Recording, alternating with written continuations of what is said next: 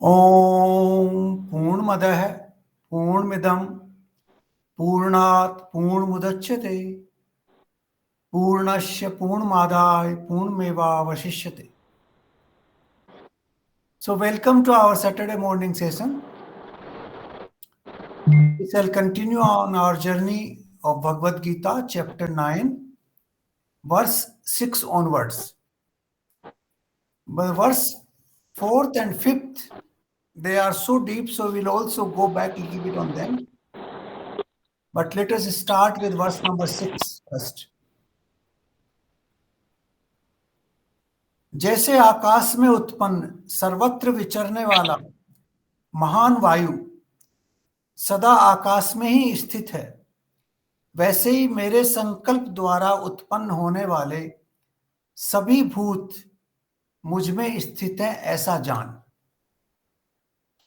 Now, before we go into a specific explanation of these verses, let me deal with a general subject which will help us in understanding these verses. You see, there are two theories in this world. One theory is that this universe is an accidental thing. A large number of Western, scientists and philosophers, they believe that universe came into being by accident. While there is another very strong view as well, which says that it is a systematic manifestation of the Almighty. Then there's a third view that it has been constructed like, a carpenter makes a door. Similarly, the third view says that the God has made this world in that fashion, which is also the view prevalent in Bible to a great extent, that the world was created 2000 years before the birth of Jesus Christ, and it was created in 6 days. So those people believe that, like we say, Kumhar अपने घड़े को बनाता है, exactly the same way the Almighty made this world. That is what people in Christianity believe. Not all, but quite a few of them. And this is also written in Bible, that it was made in 6 days. Then many scientific theories believe that the world came accidentally, like Big Bang Theory. The Big Bang Theory says that it was a corpuscle of energy which somehow exploded and expanded and continues to expand. And as a result of this explosion and expansion, all these planets and stars were created. They do not know how they were created. They do not know how the corpuscle of energy came from. But they have this, what you call theory without much ground, but it is very prevalent in the world today. This theory is also supported to some extent by Charles Darwin, who said that a particular combination of matter actually gave rise to consciousness, and the first cell was born, and then more complex cells were born, and they created their own organism, and therefore organized systems came into being as a result of that. So these are different theories. Like in case of Big Bang Theory, the scientists are still struggling to find an answer that if the world was created out of the corpuscle of energy, how come the earth was formed, which has mass and weight? Because the energy is photon. Photon is without mass and weight. So how the mass and weight was created and how it came into being? So those questions are unanswered. The science has not reached there yet. But there are theories which believe that the world was an accidental, manifestation. Now, if you believe it was accidental, then the things should not be in the way they are. Because the sun rises in time, the sun sets on time, there's a precise movement of the sun from the southern and the northern path. Then there is a water cycle which moves precisely, the seasons come precisely. There are things which are absolutely systematic, not only in the nature, but even in the human being. When a human being is created in the womb of the mother, there is a particular process which takes place. How his head is formed, how eyes are formed, how ears are formed, how hands are formed. There is a very systematic, way in which all these things evolve. So if it is accidental, the system should not be there. Accidental means things may or may not happen. There's no need to explain it anymore because accidental things cannot be explained. So these are different theories of the universe. Here, Lord Krishna is explaining in detail how this universe came into being, how it is regulated, and how it is actually running. All these things have been explained in these verses. And that is why these verses are extremely important. These are not only the most scientific verses explaining the manifestation and running of this universe, but also they are the most profound verses to understand one's own self and to understand the rest of the universe. That is why this chapter provides a very deep analysis of the entire universe. Now let's go back a little bit on the verse number 4 and 5. In 4 he said that मुझ निराकार परमात्मा से यह सब जगत व्याप्त है, परिपूर्ण है और सारे भूत संकल्प के आधार पर मेरे अंदर स्थित हैं.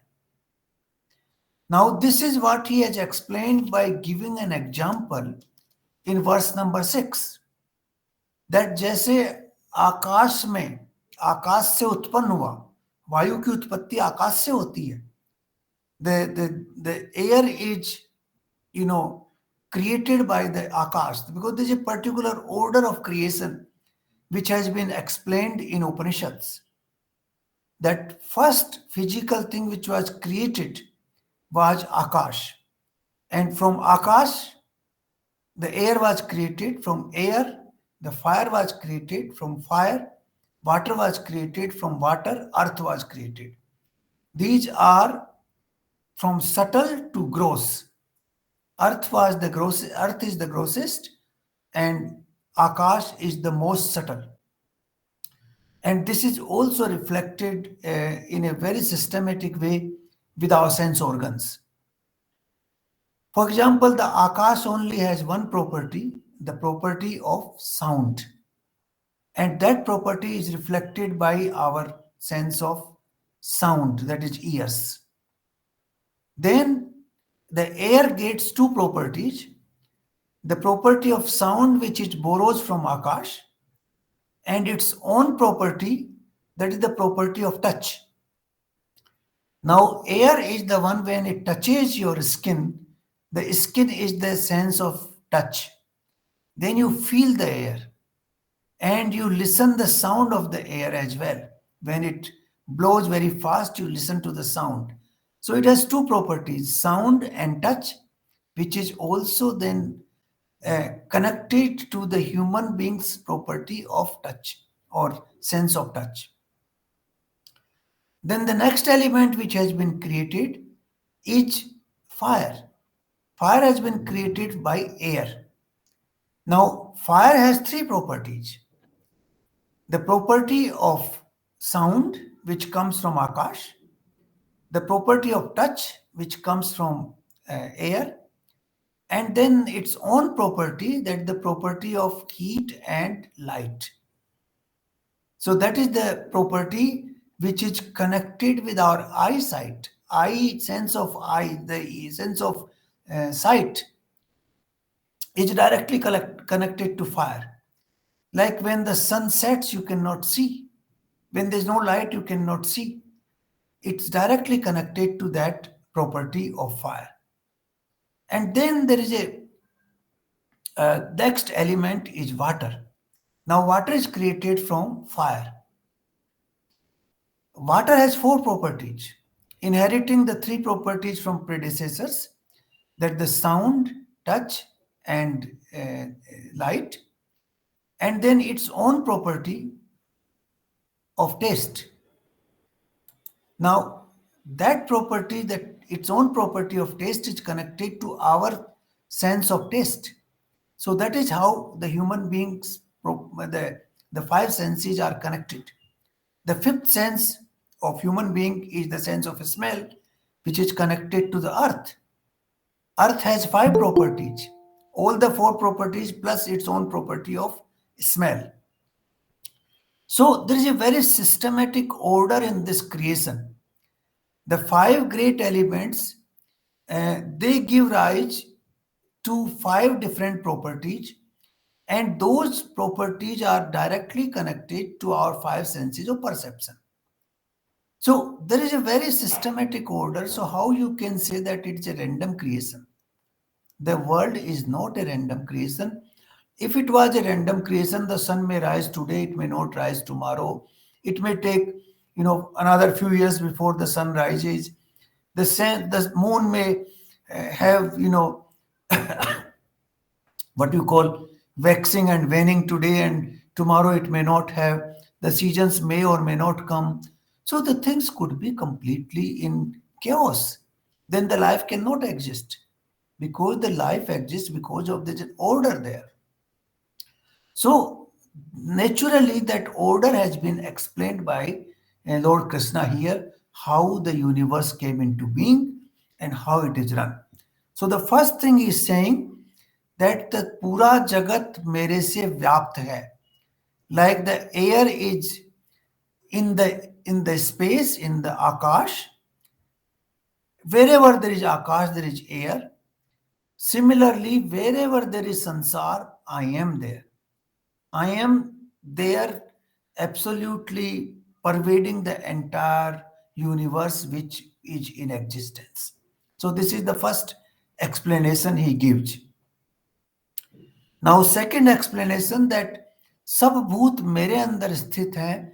He gave this example that like the air is, you know, all the time existing in the space. Similarly, all these creation in this universe is existing in myself. So this is how he has explained this verse number 4 with the example of verse number 6. This is an example which is close to us, we can understand it. Now here we should also understand one thing, which is all the time a subject of debate. Whether the God is in existence or not. If it is in existence, why doesn't he appear? Why doesn't he show that I am here? Now, this question has been agitating human minds for a long, long time. Now, those people who do not see God, do not see Paramatma, I think they need to see it better. Their consciousness is not fully evolved, in which it doesn't enable them to see this. Because everything we see in this universe is a manifestation of the God. Let me give you a few examples to explain this. How this is a manifestation of God. You have a seed. The seed is put into the earth with water and air and sunlight. It grows into a big tree. It evolves. It has leaves. It develops flowers. It develops fruit. It has its life. Nobody adds, leaves to it. Nobody adds branches to it. It evolves on its own from inside. From inside, everything evolves.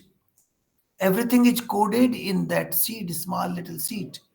And from that coding, everything evolves and then again it reproduces the same seed to reproduce another tree. So this is one example of expression of God. The God is expressing itself into the tree. Look at ourselves, for example. Now, from a small drop of semen and egg, we evolve into a human being. We develop a particular type of body. We develop senses. Nobody adds to our hand. Nobody adds our legs. Nobody puts our eyes there. They evolve on its own. There is a God inside that evolution process. The God is sitting inside. That is why we evolve into that process. A motor engine which we create does not evolve on its own. We have to add thousands of parts to make that engine possible. You make an aircraft, it doesn't evolve on its own. You add so many parts to this, and then the aircraft is made. You make a house, it doesn't evolve. You add brick by brick and you make your house. So there is a difference between things which are evolving on their own and things which are created by human being by adding multiple parts. Now this difference must be very clear, because things which evolve on their own, they have godliness inside. They have that consciousness which is part of the Almighty, and from that process things evolve. You look at a flower, it comes as a bud and then slowly it opens up. It gives color, it gives fragrance. Nobody adds fragrance to it, nobody adds color to it, and it beautifully shines. So these are the manifestation of the Almighty. If the water cycle is running in this world, giving us fresh water, giving us rain, rivers are flowing again and again, that is an expression of the order, which that order itself is the Almighty. The sun rises, the sun sets, the seasons come. All this is an expression of the Almighty, which we see every single day, but we do not observe it properly. So this is an expression of the Almighty. Almighty is in existence everywhere. So this is how he has explained that I pervade the entire universe. And there is also a theory in science which says there's a concept of catalytic agents. Catalytic agents, they do not do anything. Their presence itself leads to a particular creation. For example, you take a refrigerator. Now, electricity is a catalytic agent there. The electricity does not create ice, does not create cold. It just present there. The instrument creates all that. The presence of the electricity leads to that. The presence of the electricity in the heater leads to heat. The presence of the electricity in my laptop, runs this laptop, runs those softwares which are made. So the presence is there, the electricity doesn't do anything. It is just present there. So the electricity is like a catalytic agent. Here we can see the catalytic agent in the sense we can feel it. When you disconnect electricity from a refrigerator, it stops functioning. Or you disconnect electricity from a heater, it stops functioning. But in case of the universe, the disconnection of the Almighty from the universe is impossible. As long as the universe exists, the Almighty is the foundation. He is all the time pervading there. So this is what Lord Krishna has explained in these three verses. Verse number 4, 5 and 6. That verse number 5 says, वे सब भूत मुझ में स्थित हैं. Like the air is located in the sky. But sky is not in the air. परंतु मैं उनमें नहीं हूं. That is what he is explaining here. So this example in verse number 6 has been given to explain the contents of verse number 4 and 5 in a more ordinary fashion, so that ordinary people can understand it. This is meant for Arjun, that you should be able to understand how I pervade this universe, how everything originates from me, and how everything dissolves into me. This is what he wants to say. So now let's go to verse number 7. Hey Arjun, कल्पों के अंत में सब भूत मेरी प्रकृति को प्राप्त होते हैं, अर्थात मेरी प्रकृति में लीन हो जाते हैं, और कल्प के आदि में मैं उनको फिर रच देता हूं. नाउ दिस कॉन्सेप्ट ऑफ कल्प has been explained in great detail in Bhagavad Puran. They explain the time from atomic time to the life of Brahma, which is 311 and 4 trillion years. Now, Kalp is basically 1 day of Brahma, and it has been calculated. I can show you the calculation. This is 4.32 billion years. That is the kalp, the life of a kalp. And that is called a day of Brahma. In the beginning of the day of Brahma, the life comes into manifestation. When the night of Brahma begins, the life goes back to the same, Brahma where it originated, and it dissolves. It remains unmanifest. It goes into non-manifest form after that period of time. Now, let me give you the calculation of this kalp, uh, how the kalp has been arrived.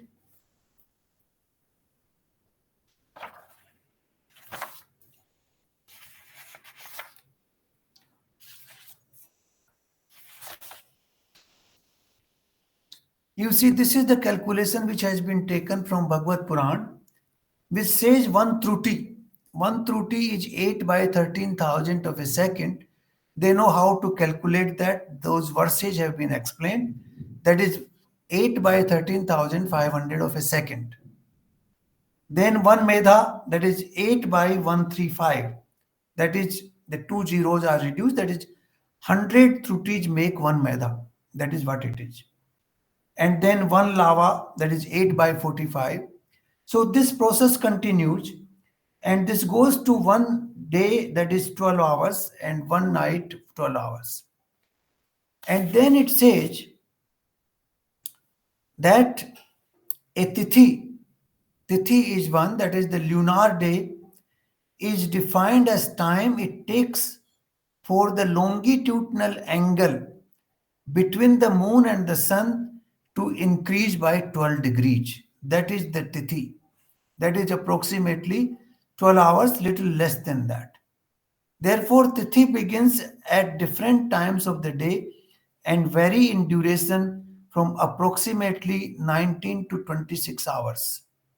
So it is that variation is taken into account in the Hindu calendar. That is why Hindu calendar is highly scientific, based on the planetary movements, with an average of 24 hours. Then, since a tithi is based on the movement of longitudinal angle between the sun and the moon by 12 degrees, 30 tithis are needed to complete the circle with an angle of 360 degrees, a normal geometric measurement for heavenly bodies. Because 360 degree is the normal, angle which we use for measuring any heavenly body. 360 degree is also the what we call the ultimate degree in our mathematics. So 30 tithis are approximately 1 month, which is 29.5 months a day. So this calculation continues. So now they say that 1 year of 360 days is equal to 1 day of Devtaj. 1 day of Devtaj is equal to 1 year of 360 days of the human life. And one lifespan of Devta is 100 years. So that makes 36,000 human years. That is Devta's human year. Then 1200 divine years make one basic cycle of Yugaj. 1200 divine years. That is equal to 432, that is 4,32,000 human years. That is the life of the basic Yuga, which is Kali Yuga. And then the life of Dwapar, twice of that, life of Treta, thrice of that, and life of Sat, four times of that. So that makes the one cycle of Yugas will take you to 4 million and 432. That is uh, 43 lakh, 43 lakh 20,000 years, or 4.32 million years. This is the one cycle of Yugaj. And then say one day of Brahma or Kalp equals to 1,000 Mahayugaj. So 1,000 you multiply it, then it becomes 4.32 billion years. So this is the explanation given in great detail in Bhagavad Puran, that how the Kalpa is calculated, which is equal to 4.32 billion years. And the modern science is now accepting this concept.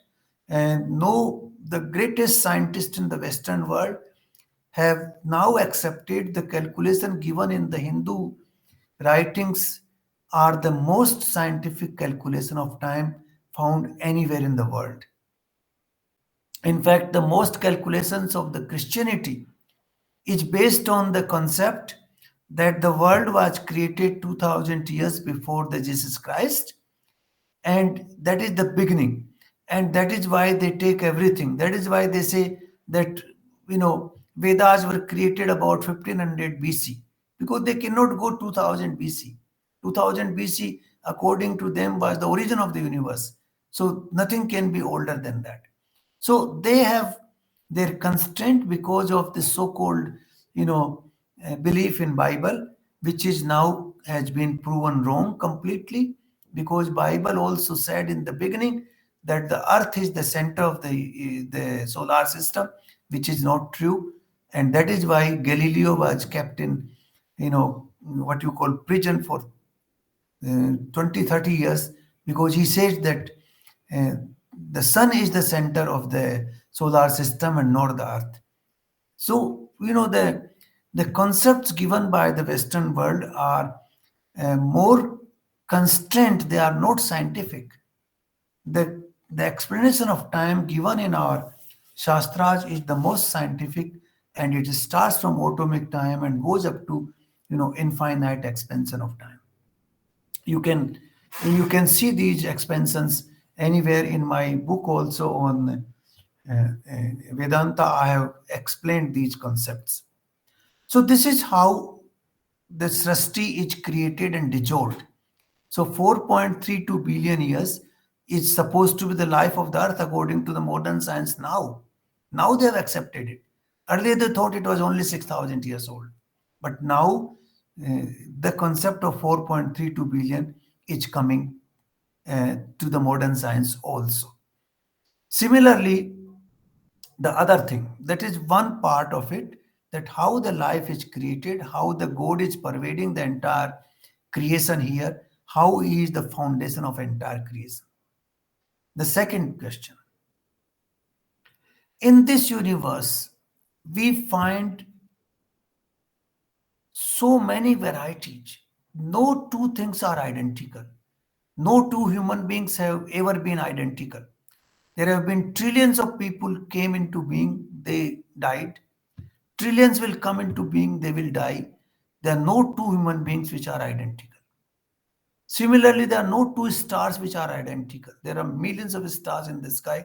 There are no two stars. Not even two particles of soil are identical. No, the life has so much variety. According to our Hindu version, there are 84 lakh, that is 84 lakhs variations of human of life, variety of lives in this earth. Now, this was also questioned initially by the Christian world. They say it is not possible, but now they are coming closer to that figure. They say, yes, it looks true. So, the 8.4 million variations of life, and none of them are identical. You see, a bird flies 10,000 kilometers without any compass, without any knowledge. His body is designed in a different way that it can travel. The fish is designed in a way that it can live all the time in the sea. Yeah. We are designed in a very different way. Like I was just wondering yesterday because of the cold, when I lived in Mongolia, we saw these, camels. They will grow large amount of hair on their body because it becomes so cold, and nature automatically helps them to protect from the cold, and the wool grows on their skin automatically, and they are protected. You see, this is look at a camel in Rajasthan. Since Rajasthan doesn't have enough, water sources, the camel have capacity to store water and can travel without water for days together. That is how the God has created those capacities automatically in different expressions of life. The expression of life in a tree is different, in a bird is a different, in a animal is different, in a human being is different, in an ant it is different. All those expressions are expressions of the Almighty. He has given those capacities in different ways to different species of life. So this is what the manifestation of life by the Almighty, which he says that he creates it in the beginning of the kalp, and then at the end of the kalp, at the end of 4.32 billion years, all that life is again dissolved into the same source, and then it remains dormant for 4.32 billion years. That is the night of Brahma, and then again it manifests itself. So this is the cycle he has explained.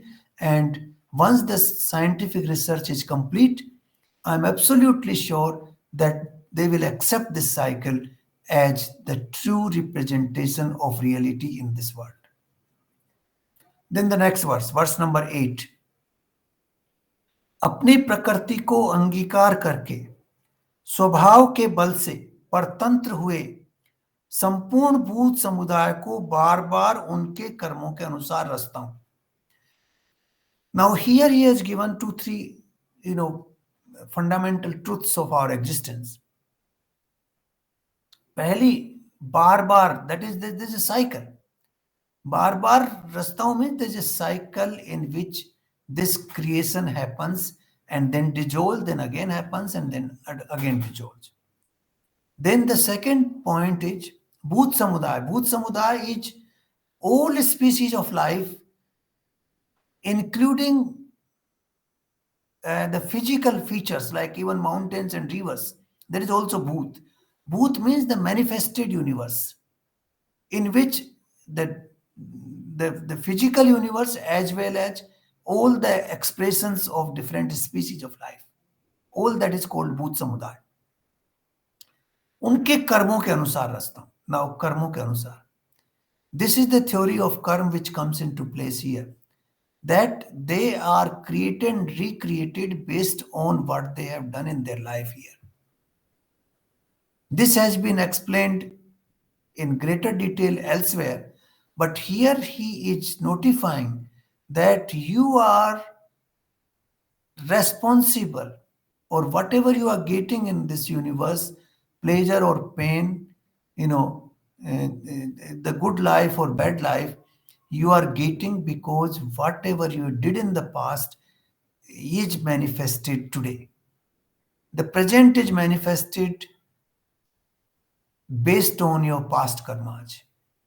The current karmas will manifest your tomorrow. The next cycle will be based on your karmas in this birth.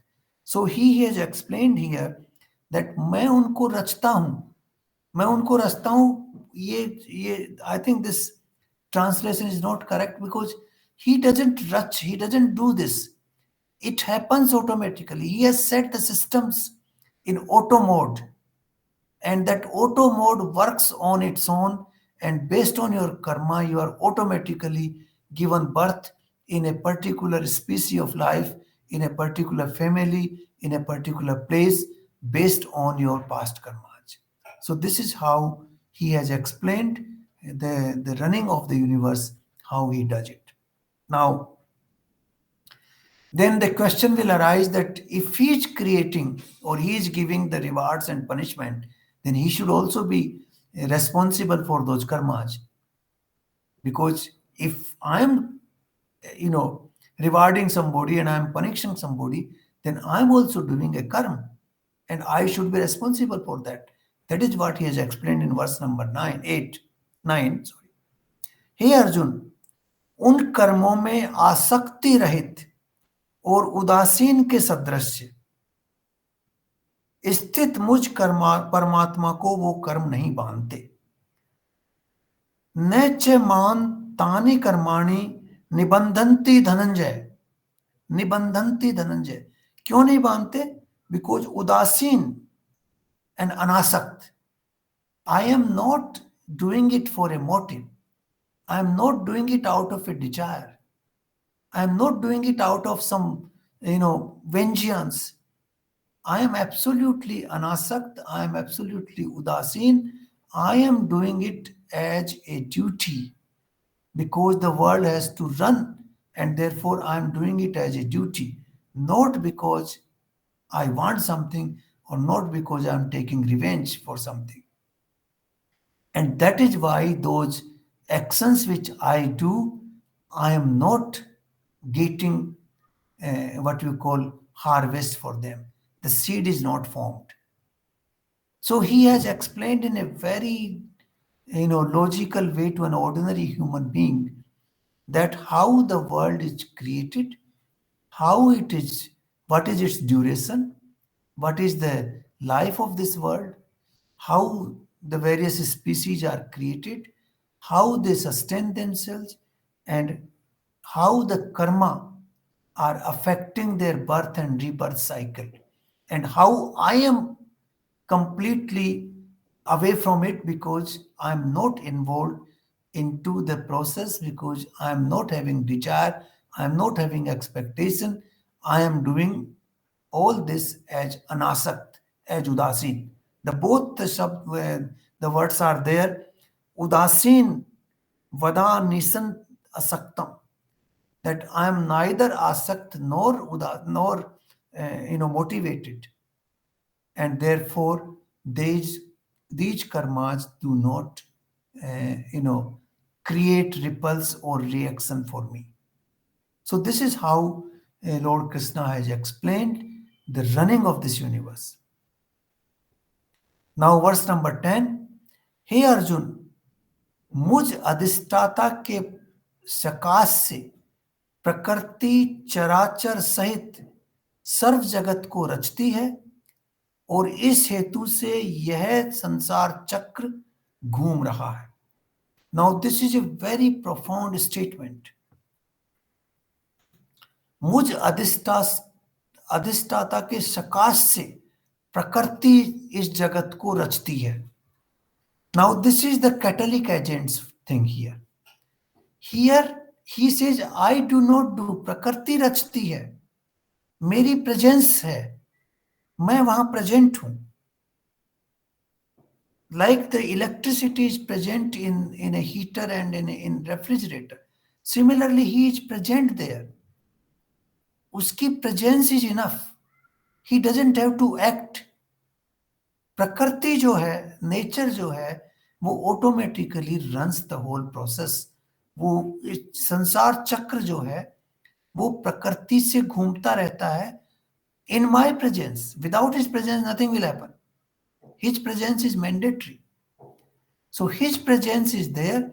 We do not feel that presence because we do not see beyond the toys of this world. Like, let me give you this example. Like a child is born, young child. Now mother gives a lot of toys to the child to keep him occupied or her occupied.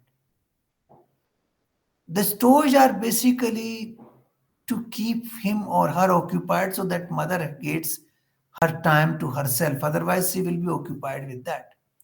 So God has given a lot of toys to us in this universe. So we are occupied with all those toys. Somebody is occupied with money, somebody is occupied with prestige, somebody is occupied with business, somebody is occupied with crimes, somebody is occupied with doing work for others. There are variety of occupations. Look at our own selves. We are occupied and we want to keep us occupied. If we are not occupied, we feel, oh, what am I doing? We feel that way.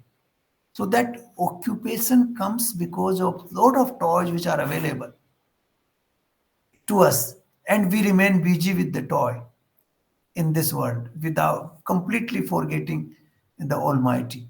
And when we get fed up, like a child gets fed up with the toys, then he cries for the mother. Similarly, when we get fed up with this universe, fed up with all the toys in this world, then we cry for the Almighty. Then at the fag end of our life, oh, what did I do? I did nothing here. And then we think about the Almighty. It's exactly the same way as a child, after getting fed up with the toys, he starts crying for the mother. So this is what happens to us.